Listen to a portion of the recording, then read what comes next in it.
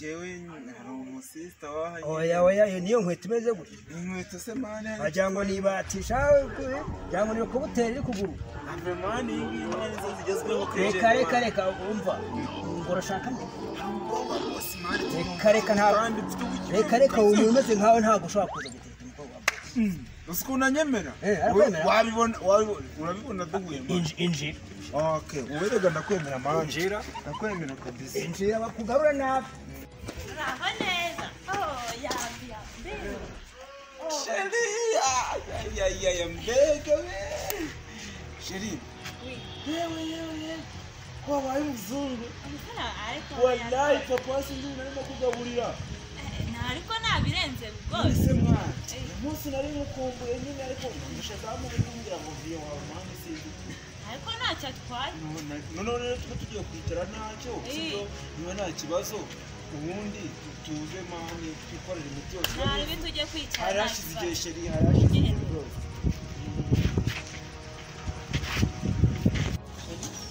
nabisuka mu ndo tujaride sheri iwanyu mani mwiza cyane rwose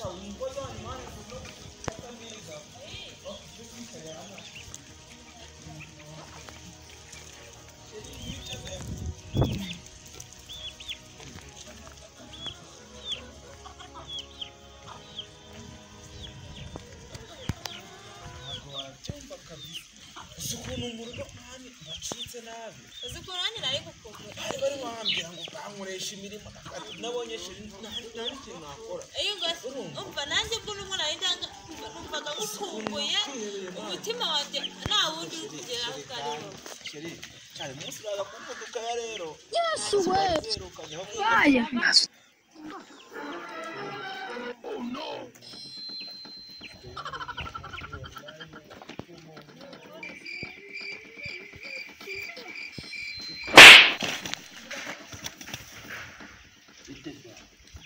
Boss, garuka hano nawe.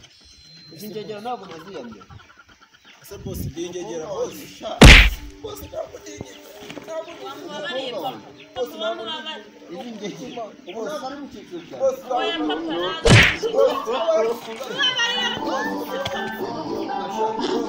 nyamara Amabariza n'amafaranga.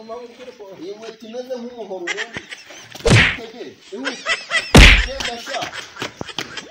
oya bifuka babarira boss yani uzikina n'ecyo umbaho bifuza ntuzagaruka sha